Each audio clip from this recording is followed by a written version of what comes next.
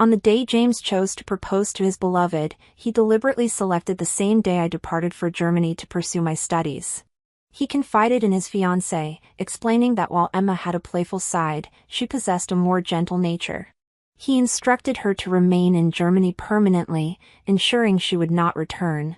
Our group of friends became anxious, fearing that I would make an impromptu trip back to New York, weeping and creating a public scene.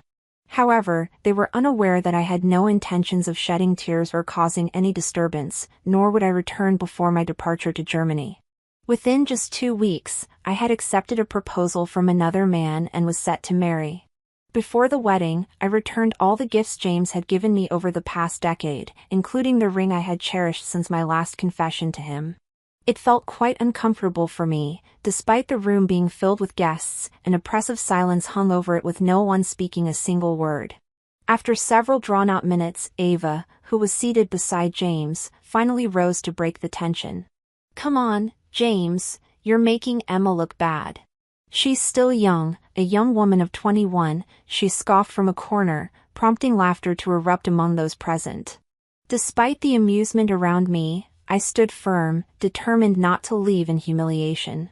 But my perception of James began to blur. "Emma, do I need to explain everything?" James flicked the ash from his cigarette and stood up. I've been clear about rejecting you since you were 16. I felt a slight choke in my throat, recalling how upset I was when I was younger in dating. "That's because you're an adopted daughter. Any mistake on your part would only bring disgrace to your adoptive parents. What about that kiss on my 18th birthday?" I countered, and James's gaze momentarily revealed disgust. "Emma, you were drunk that night, causing a major disturbance. I just wanted to end the chaos quickly." Suddenly, I burst into laughter, but as I laughed, tears streamed down my face even more fiercely. "James, you've had 4 girlfriends, but every time I caused a scene, you broke up with them. Can you honestly claim you didn't have any feelings for me?" "It's because I hadn't met the woman I truly loved." He reached out and drew Ava into his embrace. "Listen carefully, Emma, I'll only say this once. I like Ava. I'm going to marry her. Your little tricks won't work this time." Ava gazed at him with both shyness and happiness, softly saying, "James." Without hesitation, he leaned in and kissed her. She wrapped her arms around his neck, standing on her toes to reciprocate. Their kiss was intimate and passionate, as though no one else existed in that moment. Memories of the kiss I had on my 18th birthday resurfaced, just as lingering and intense. It made me dream for 4 years, foolishly believing he genuinely loved me. James moved out of the villa to live with Ava on the day he moved. I was occupied with graduation projects at school.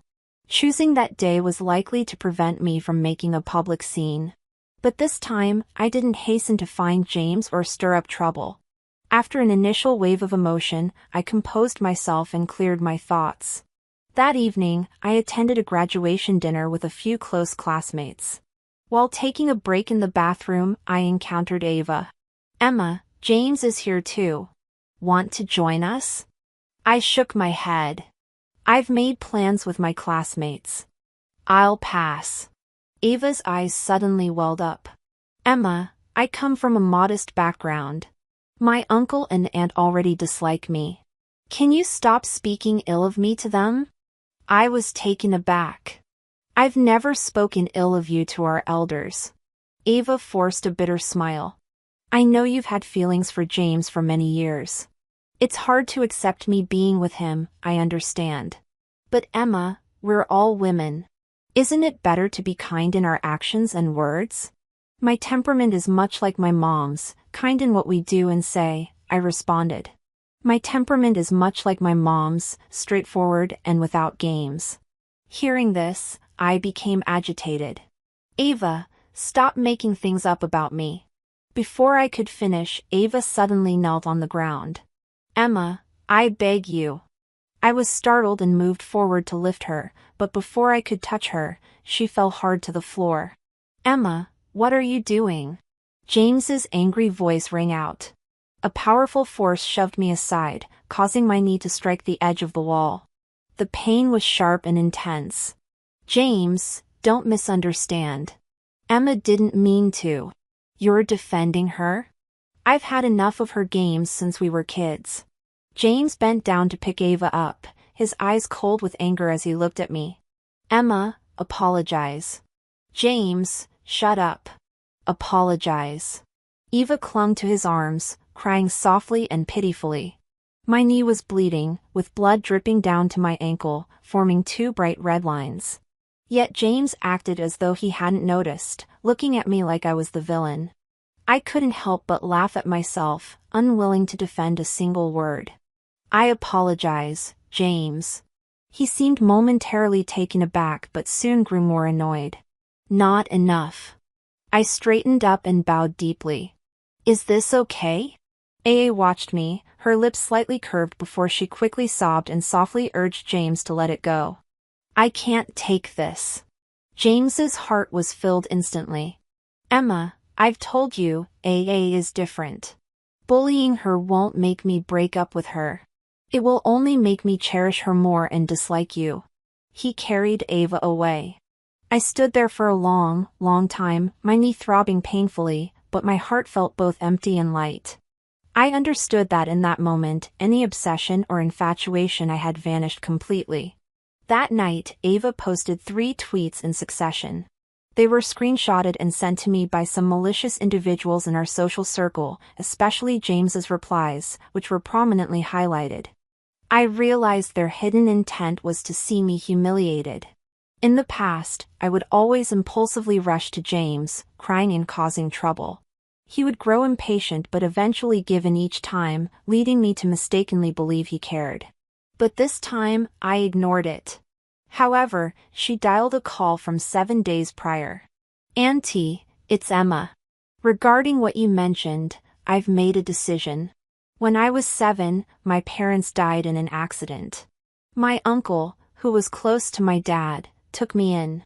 And Auntie, she was my mom's best friend growing up, but later she eloped with her lover and they lost contact. After wandering halfway around the world, she finally settled in Germany. By then, my parents had already passed away. Auntie wanted me to live in Germany. She also wanted to fulfill a promise she made with my mom when they were young to marry into her family and become her daughter-in-law. 7 days ago, I didn't agree, but I didn't want to hurt her feelings, so I said I would think about it. Just tonight, I suddenly let go of all those years of obsession. That one-sided love was silly and ridiculous. I didn't want to be the laughing stock anymore. 6 months ago, James arranged for me to continue my studies in Germany. At the time, I didn't want to go and cried a lot, but he never changed his mind. Now I think it's a pretty good opportunity, maybe destiny's way of arranging my fate. On the other end of the call, Auntie was elated. Emma, Lucas is just waiting for you to say yes so he can fly to New York and propose. I held my phone, feeling an unexpected warmth, but all the laughter in my ear made me feel strangely confused. 15 years living together and 7 years of loving him, it turns out it only takes 7 days to completely let go. James and Ava's engagement day, they intentionally chose the same day I departed for Germany. As a result, not many people came to bid me farewell. When I disembarked from the plane, I turned on my phone. Messages flooded in, mostly about James and AA's engagement. I simply laughed it off, deleting and blocking their contacts immediately. Before heading to Germany, I met Lucas. I didn't want any drama or attention. Lucas respected my wishes. He proposed and we exchanged rings just like that. We got engaged quietly. Now, my account had an additional $1 billion as a bride price. On my ring finger, I wore a simple band. As I was about to enter the car Lucas's family had sent to pick me up, my phone suddenly rang. It was James's cousin, Gina. Emma, my brother's engagement is about to start. Where are you? I just arrived in Germany. Then hurry back. You can still make it. Why should I go back? I responded calmly. Gina was taken aback. Emma, are you out of your mind? If you don't come back to cry and make a scene, my brother is truly going to be with someone else. Why should I come back and make a scene? Isn't it your brother's happy day, Emma? Gina's voice suddenly rose. Are you crazy? I was about to hang up when Ava's voice came through. Emma, aren't you attending our engagement? James always saw you as a sister, so that makes me your sister-in-law, and I'd love your blessing. I glanced at Lucas standing by the car, his tall frame and gentle eyes put me at ease. Sure, I wish you all the best, I replied. James was in the garden with some friends smoking. He kept glancing at Gina and the others, probably receiving heads-ups about Emma again, as was usual any time another woman was around him. They'd inform Emma, and then Emma would come crying to him. He always disliked needy women and found them annoying, so he would just dismiss them. This time was likely no different, which is why he chose the day I left for Germany. It wasn't exactly smooth sailing with the engagement ceremony scheduled for 6 p.m. James found it somewhat bothersome if Emma found out and flew back. She arrived just in time. James, what if Emma comes back to cause trouble? Yeah, you're getting engaged to someone else. She's going to flip out. She seemed pretty calm lately, even with you and AA getting cozy, she didn't react. The cigarette in James's fingers had a long ash dangling. He forgot to flick it off, lost in thought about his friend's last comments. Emma had been unusually quiet these days, but knowing her, she wasn't one to remain silent. He had rejected her countless times over the years. She was always resilient, never considering giving up. Sure, she was older now, a bit more mature. Suddenly, a thought struck him, and he chuckled, stubbing out his cigarette. Just wait and see. She's never been one to stay put. So you think Emma will come back to stir things up? James didn't respond but was fairly certain that girl always had love on her mind.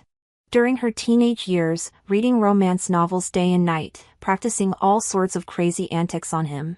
He knew her well and was willing to bet she'd show up just as the engagement began. Make sure security keeps an eye out, he instructed them. Don't let any chaos break out. As he finished speaking, Gina rushed up, dragging her dress behind her.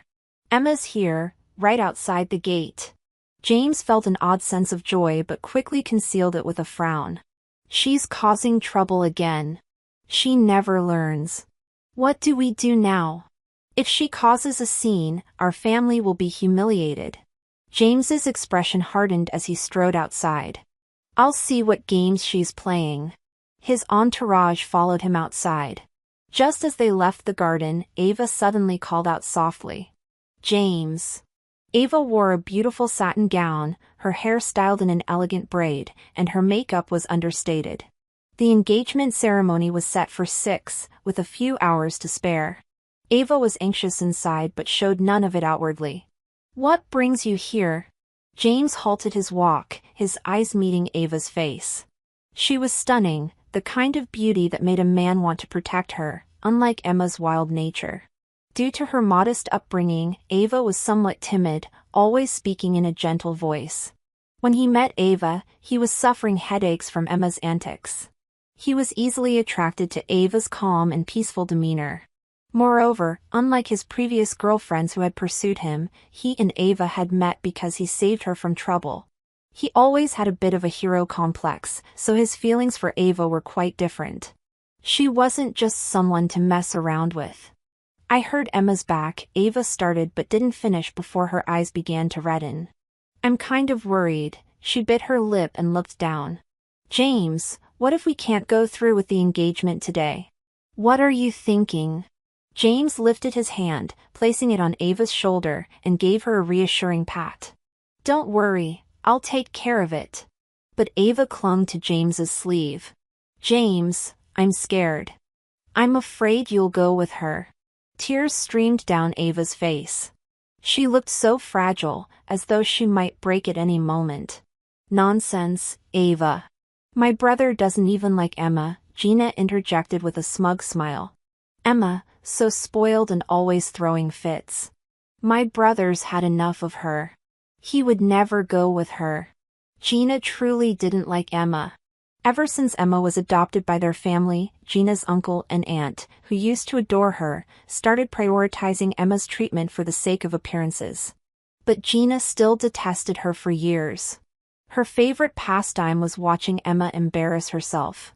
Now that Emma was sent off to Germany, hardly anyone saw her off. They packed all her belongings and sent them ahead to Germany weeks ago, as if worried she'd refuse to leave. Gina couldn't have been happier about it. As long as Emma wasn't around, she didn't care who became her sister-in-law. James suddenly looked at Gina. "Weren't you always getting along with Emma?"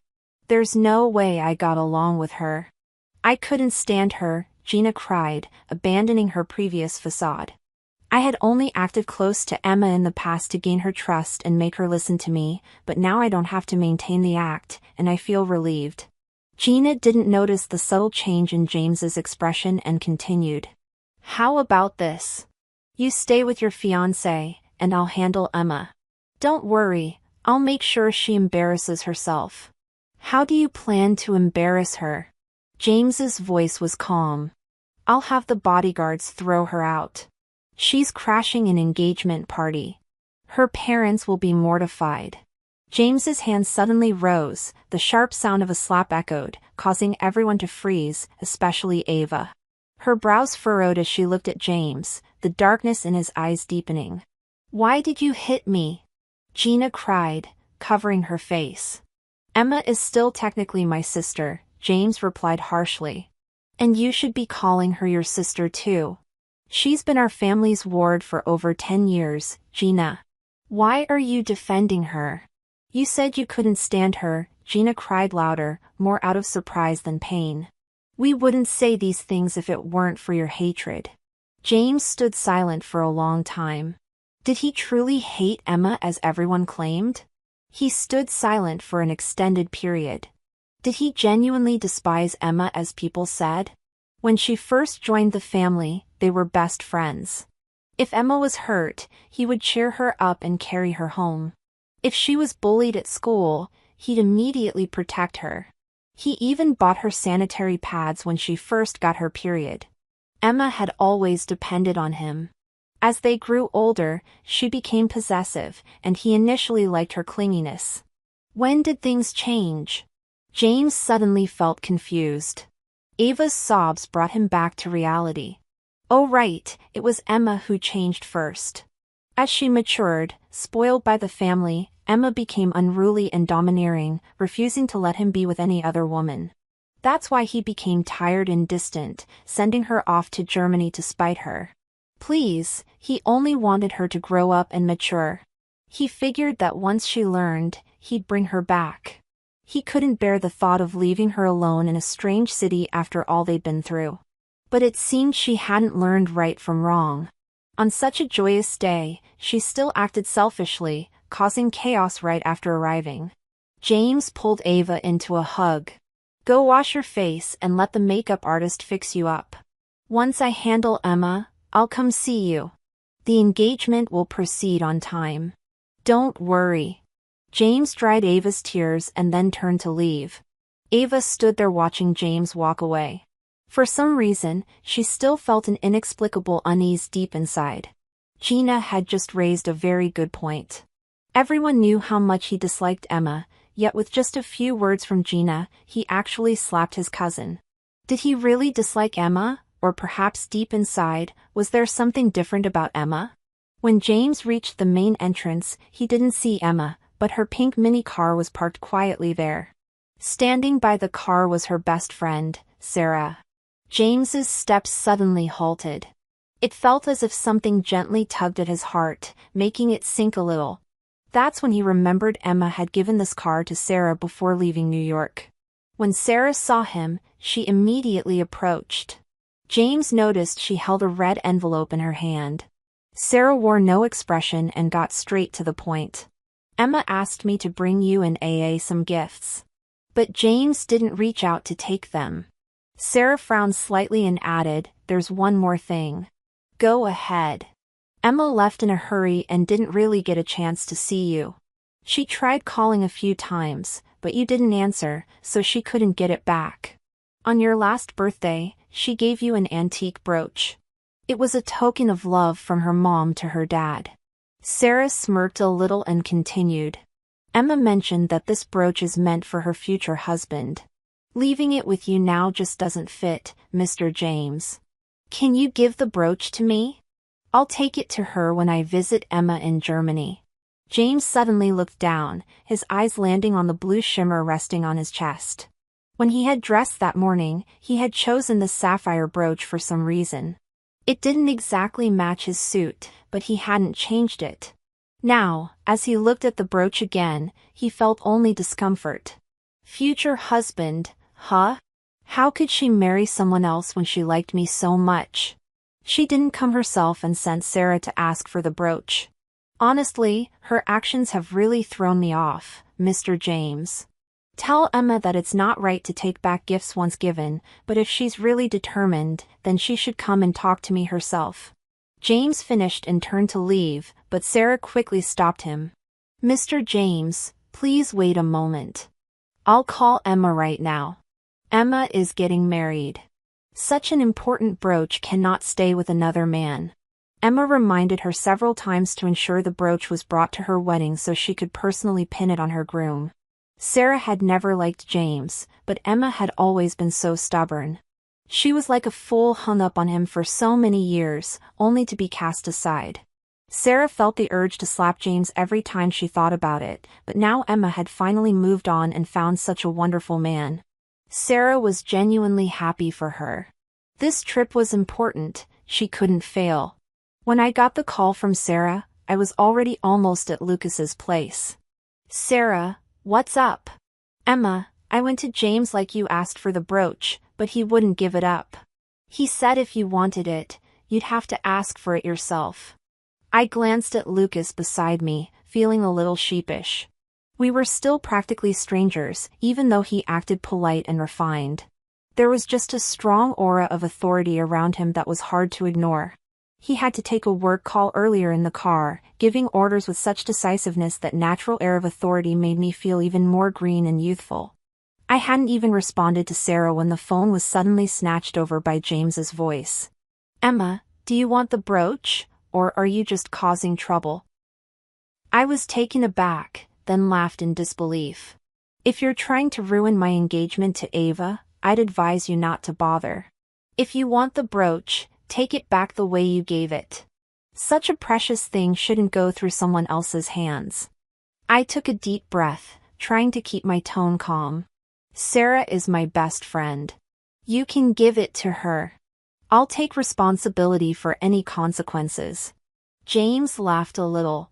Emma, how clear do I need to be? However, it was given to me, that's how it should be. The call ended abruptly. I felt both angry and humiliated, my face gradually flushing red. How did I give him that brooch? On my 18th birthday, James and I got drunk. It was in my bedroom on the 3rd floor of James's old house. He pressed me against the door and kissed me passionately. By the end, I could barely stand, and he was clearly moved, but he somehow managed to stop before he left. I called out to him and put the brooch in his hand. I explained the significance of the brooch to him. He didn't say anything, but he kept it. That made me think he silently accepted my feelings. The past few years felt like a terrible dream. Now that I've woken up, I just want to put it all behind me. I thought James would happily return the brooch as if discarding trash, but I never expected him to say what he did. It was only then I realized the foolishness of youth always comes with a price. Someday, if the brooch didn't hold such meaning, I wouldn't bother taking it back, but now I'm getting married. It's not fair to Lucas to leave the brooch with James. Is something wrong? Lucas's voice suddenly broke through. I instinctively looked up, my eyes meeting his deep gaze. The feelings inside were so hard to swallow. I didn't want to hide them, but our current unfamiliarity made it difficult to express. No, I eventually shook my head.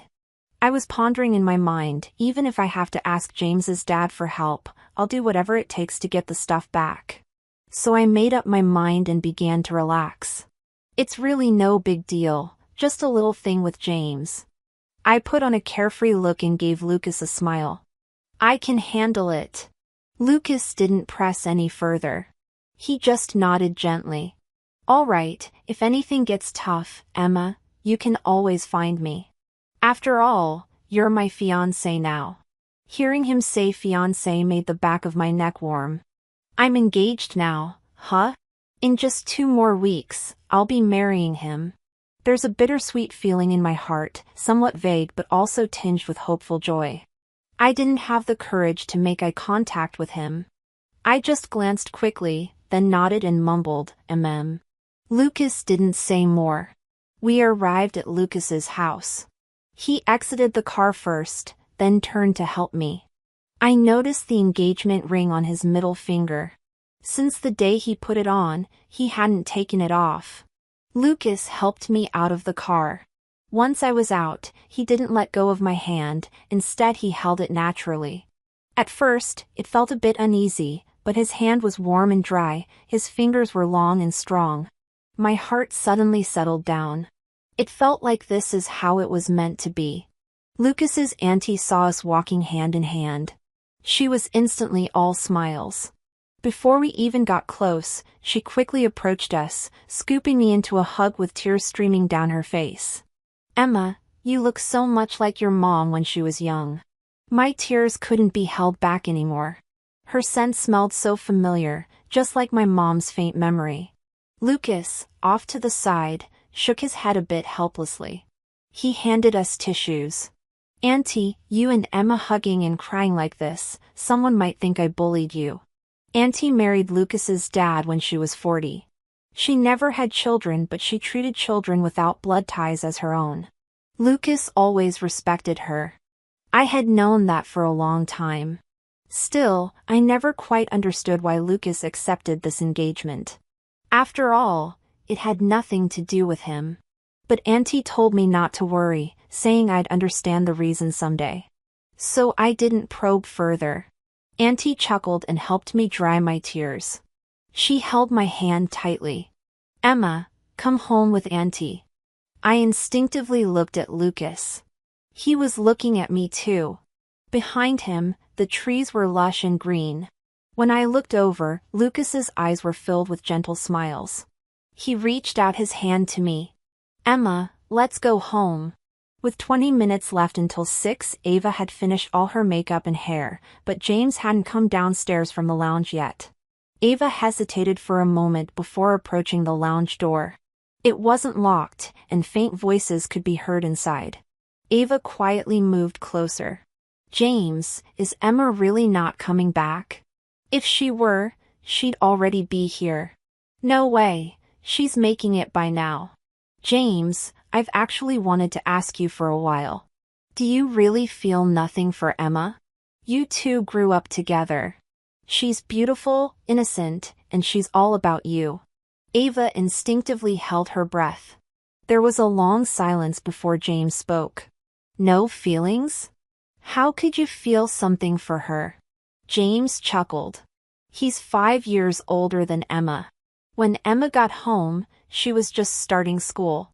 Even when she grew up and became beautiful, James, for some reason, remembered that night on her 18th birthday. He must have been out of his mind to kiss her, all dizzy and dazed, and he took that brooch. But Emma's really pretty now. Yeah, a few of my buddies are into her. Remember last year's horse race? Oh, for sure. She wore that Red Riding outfit and took first place. I still remember she smiled so brightly when she took off her hat on the podium. James remembered too. He recalled that day vividly, how Emma couldn't stop chattering to him, showing off her pony and going on and on about how handsome the prize guest was. But in her heart, all she thought of was him, just sneaking glances. James's lips curled up slightly. They both loved horseback riding. Emma's little pony, it's still at the ranch. Ava suddenly opened the door. James. She wore a white gown shimmering in satin. It was a replica of James's mom's engagement dress. His mother came from a modest background. His father's legendary rescue had led to a beautiful marriage tale that continues to be spoken about with delight. James's proudest achievement in life was his parents' deep love. Perhaps that's why when he saved Ava, he couldn't help but feel something special for her. And now, standing before him, Ava looked so much like his mom did in those old photos, gentle and graceful. James's heart immediately softened. Although he had never envisioned advancing this far with Ava today, he was determined to present her with a flawless engagement. Rising to his feet, James extended his hand toward Ava. She responded with a subtle, gentle smile, gripping her dress as she approached him. "I was worried since you didn't come down sooner.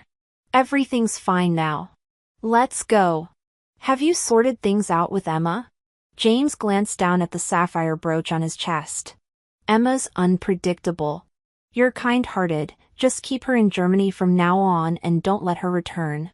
Ava felt a sudden wave of joy but maintained a worried expression. "Is that really okay? Emma's used to getting her way. I worry she might feel down being alone out there." James replied calmly. "Let her be a little upset. She'll learn to handle things sensibly." Ava remained silent. She gently intertwined her arm with his as they descended the stairs. It was 6 o'clock, and her engagement party was about to commence. From this day forward, she wouldn't have to endure her miserably poor life anymore. No more living in those questionable neighborhoods or sharing a cramped room with her two sisters. Her family would flourish alongside her. James was like a gift from above, offering a chance to elevate her social standing. She intended to hold on to him tightly and never let go. Her wedding with Lucas was scheduled for 2 weeks later, leaving little time. However, Lucas's family took the union of their eldest son very seriously, having planned it for years. Consequently, despite being busy, everything was proceeding smoothly. Aunt mentioned that when Lucas was a child, he became seriously ill. After his recovery, his family consulted a master who advised that he should marry by September of his 27th year to ensure a smooth, healthy, and prosperous life. His family took this advice earnestly, so once I accepted the engagement, everyone in Lucas's family was overjoyed. I received numerous valuable gifts, the most meaningful being a pair of jade bangles from Lucas's birth mother. When Lucas presented them to me, I felt touched but also guilty and uneasy. The best thing to reciprocate was my mother's brooch, which she'd given to my father, but it was currently with James. Maybe Lucas noticed I was feeling down. He took me to the garden and asked, "Emma, are you okay?" "You okay?" with concern. The bangles on my wrist glimmered in deep green. Even though I wasn't knowledgeable about luxury items, I recognized their value. I dislike when people are kind to me if they're nice in small ways. I want to repay them exponentially, even 100-fold. I mentally went through a list of gifts I could give Lucas, but nothing seemed adequate. I was already feeling guilty and upset. Then I caught Lucas's gentle gaze. For some reason, when I finally released James, I didn't cry when I left New York after 21 years, nor did I cry when James refused to return that brooch. But at that moment, tears began to stream down my face. Lucas became somewhat flustered. Despite being a perfect gentleman from a good family, it was evident he lacked experience in comforting girls. As he dabbed my tears with a handkerchief, his movements were somewhat awkward. I laughed through my tears. "Lucas, you're messing up my makeup." "You were wearing makeup?" he asked earnestly. "I thought you were naturally beautiful." I admitted, I can be a bit vain and superficial at times. Just like that, I felt happier.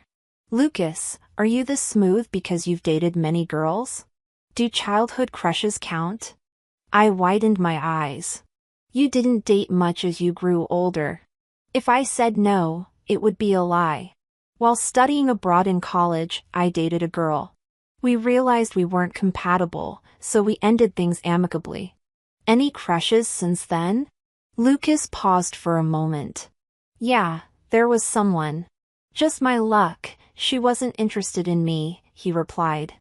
I somewhat understood then. Maybe he only agreed to this marriage because someone he liked loved someone else. Suddenly, a hint of bitterness surfaced within me, but I quickly consoled myself. This was for the best. At least I wouldn't feel too guilty internally. When I left Lucas's house that day, Lucas said, "Emma, I hope you'll see me as your future husband from the bottom of your heart. I know you're always independent and capable, but letting your guard down sometimes would make me happy too." I felt as though my heart had opened up a bit. Lucas, I will. I first gave Lucas a pair of cufflinks and a tie clip, not particularly expensive but something I whimsically designed myself. Clean, I hadn't designed them for James back then. I was simply missing my parents, thus I transformed my longing into pencil sketches. My wedding plans were moving into high gear, but Lucas's family hadn't announced who his bride was yet. I was new at school and didn't want to boast. Additionally, my situation with James wasn't resolved.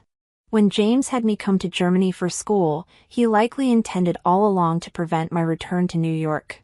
So when the house staff packed my belongings, nearly everything was sent to Germany, including every gift James had given me over the past 10 years. Among them was an expensive pink diamond ring, a birthday present from James when I turned 18. It had once been my most cherished possession. Previously, whenever I felt sad, seeing that ring would instantly lift my spirits because gifts like rings always held more significance than other jewelry. But now I gradually began to understand that when someone doesn't truly care for you or their feelings aren't sincere, even a marriage contract between the two of you feels meaningless, let alone these material possessions. As I sorted through the items James had given me one by one, my heart was unexpectedly calm, not even a flicker of disturbance. Eventually, the jewelry box was empty, but my heart felt lighter than ever. As I packed them up, ready to send them back, a few Instagram notifications appeared on my phone from the stable staff. My little horse was ill, appearing listless and refusing to eat. Looking at the photos immediately brought tears to my eyes. The staff mentioned that the pony might be missing me because I usually visit it every few days, but this time I hadn't gone as scheduled. I quickly called to check on it. Miss Emma, Mr. James is actually here too. Let me have him talk to you. I paused briefly before hearing James's clear voice. Emma, when you first got that pony, what did you say? Forgotten already? Of course not. I hadn't forgotten. All the kids in the family have their own pets, but the only rule is to fully take responsibility for the pet they choose and care for it properly. Absolutely no abandonment halfway. But wasn't your decision to study in Germany something you made 6 months ago, Emma? James suddenly let out a cold chuckle. Since when did you ever listen? You've always been troublesome since you were young, haven't you? Mom and Dad adore you. They can't bear to see you leave. If you shed a tear at the end of the day, you're not really that interested in your pony. In that moment, James's heart skipped a beat as he seemed to grasp his own underlying message. Emma didn't truly care about him either, or she wouldn't have gone to Germany. She wouldn't remain unmoved upon learning about his engagement. She wouldn't skip his engagement party or return the brooch he gave her. I'll find time to visit it if possible. I might bring it to Germany. Are you planning to never come back to New York? James's voice suddenly carried a hint of anger. I simply looked down and laughed. Maybe, yeah. I'm going to get married in Germany. Naturally, my life's focus will shift here, but there's no need to inform James of all this. Emma, you're still as stubborn and childish as ever. Haven't grown a bit. James's voice grew colder. You better not regret this, Emma. Regret what? I responded. What are you regretting, Emma? Ava and I are already engaged, and the wedding date is being set. And then, Emma, don't tell me you don't understand. If I really marry Ava, then what? I laughed, feeling relieved and free. James, I'll sincerely wish both of you well, truly. There was sudden silence from James on the other end of the call. I didn't wait for him to respond. I gently hung up the phone. When I was 16, my feelings began to develop relentlessly, stubbornly. I refused to call him brother. Now, nearly 6 years had passed, and he had finally returned to his original rightful place. I don't hate him, don't blame him. After so many years together, I sincerely wish him well. I called Uncle John after a friendly conversation about how he and Aunt Mary were doing. I gently brought up the brooch. Uncle John, back then I was young and reckless, made a lot of jokes. Looking back now, I feel regret and shame. Since James is already engaged, I think it's best not to create unnecessary misunderstandings. Uncle John sighed over the phone. Emma, I've always liked you, always cared about you. In fact, I've always wanted you to be my daughter-in-law. Your Aunt Mary gets teary whenever she talks about you these days. I also feel heartbroken.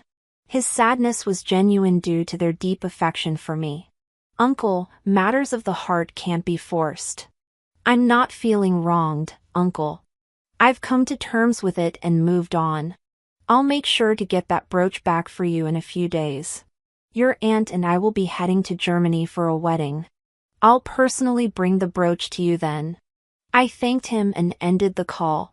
The staff responsible for handling valuable shipments had arrived by that time. The gift boxes were loaded onto the truck and would soon be safely returned to James. In a few days, Uncle John and Aunt Mary would come to Germany to return my sapphire brooch.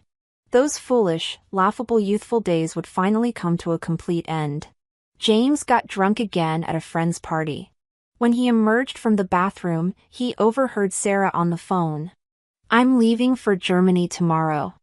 I promised I'd be your only bridesmaid. Oh, and did you pick the best man? Huh, you picked 7 grooms for me? Oh my God, Emma, I'm so in love with you, babe. James stood in the long empty hallway. Sarah's excited voice seemed to echo in his ears, but in the end, only Emma stuck with him. He thought he must have been drunk, otherwise, why would he hear such an absurd joke? Yeah, he was drunk, really drunk. That's why he thought he heard things, or maybe he just missed Emma so much that he turned someone else's name into Emma's in his head. James suddenly stumbled over Sarah, having just ended her call, was startled. James, who are you talking to? James stared into Sarah's eyes. I heard you say you're going to a wedding in Germany, and I heard Emma's name. His handsome face was slightly contorted, his usually flirtatious eyes narrowed. He forced a smile, but it was cold and twisted. Don't tell me you're attending Emma's wedding. Sarah was initially shocked by his expression but then snapped back. For how many years have you been upset over Emma? How many tears have you shed? She feels immense satisfaction seeing you like this, Mr. Perfect in the Goo family, getting what you deserve. Didn't you enjoy toying with people's hearts? Didn't you love seeing those who liked you worry over you? You'll have plenty of opportunities to experience that feeling yourself someday, but I won't reveal the truth. Emma didn't want me to, so I won't.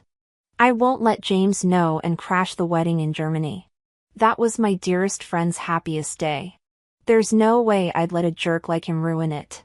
Well, you misheard. I'm going to Germany for a wedding with Emma, but it's our old classmate getting married. James didn't seem convinced. I wasn't aware Emma had any close friends in Germany. Sarah chuckled. James, have you ever truly cared about Emma, genuinely tried to understand her? Have you ever considered her feelings? Put yourself in her shoes, James. You haven't. You never knew how amazing our Emma is, and you never deserved her admiration. Or for the years, Sarah finished and turned to leave. James watched her walk away, feeling a sudden pain in his heart. He didn't even know why it hurt, just an urgent, overwhelming need to see Emma, even if only once. But the next day, James received a large package shipped from Germany. The reason it arrived so quickly was that Lucas had his shipping company arrange a special flight to New York. At the time, I was busy and excited with wedding rehearsals, unaware of all this. When James opened those boxes, his hands trembled inexplicably. At first, the items seemed unfamiliar, but soon a flood of memories overwhelmed him. The first Hermes bag he bought for Emma, the first pearl necklace, the car keys to her first car, a box filled with colorful gems, and lastly, the pink diamond ring. James held the small pink box and suddenly his vision blurred. James, when are you planning to marry Emma? Friends used to tease you and Emma like that back then. You were young, rebellious, and arrogant. Many girls pursued you, but none interested you. 18-year-old Emma was beautiful and delicate like a ripe peach. Taking her out sparked envy everywhere, which you secretly loved. Such a pretty Emma liked only you back then. You thought you'd marry her, or rather, deep down, you always knew you would. That's why you gave her the pink diamond ring. But when did you start getting tired of Emma? When did new flings surpass first loves? Were you truly over her, or just certain she'd never leave you? James tightly gripped the ring and absurdly began to cry. Meanwhile, I was busy with last-minute wedding rehearsals, unaware of James's reaction upon seeing those gifts from the past decade, especially that cherished pink diamond ring. As Lucas kissed me for the first time during rehearsal, I didn't know that James had slapped Ava over that ring. How ironic. When Ava tried to frame me, when James pushed me and I hurt my knee, none of us anticipated such a day. But James and AA were now irrelevant in my life. I didn't care at all. When Uncle John brought over a brooch for me, I shared the news of my upcoming wedding with them. They were surprised because the wedding they were coming to Germany for was Lucas's family's arranged match for their eldest son, the mysterious fiancé whom even the sharpest media couldn't photograph, turned out to be me. They were happy for me but also tearfully regretful, especially Aunt Mary. She held my hand tightly, refusing to let go. Emma, I don't want you to cry on your big day, but I just feel so let down. It's my fault for not raising my son right. As a result, every step he takes is a mistake. James wanted to break up with Ava, but Ava insisted.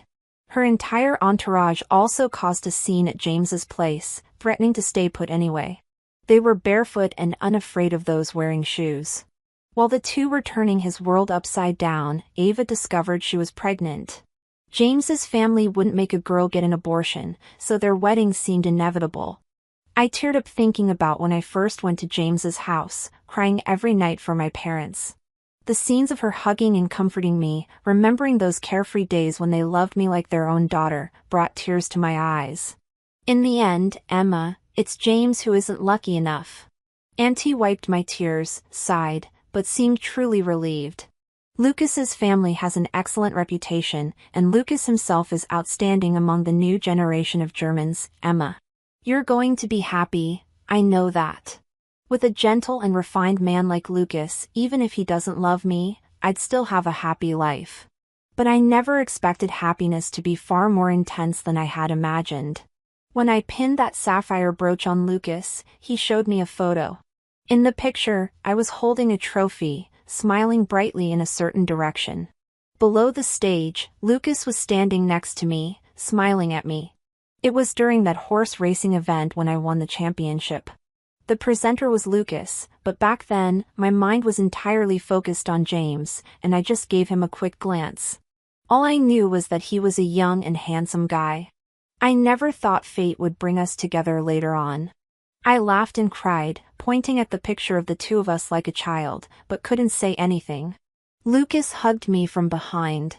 Remember I said I used to like someone?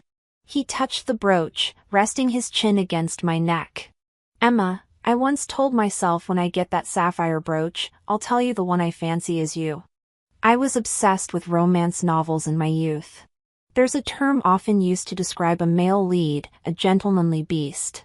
It's actually a disguised compliment, but I never thought a man like Lucas could have that beastly side. On our wedding day, he was all dignified and handsome like a snow-capped mountain, but on the wedding night, once the clothes were off, he turned into a beast. For the first time, I heard so many passionate love words. For the first time, I was coaxed into those embarrassing positions. For the first time, I cried when it hurt and cried when it felt good. The first time I experienced love's pleasures, spent a wild, tireless night.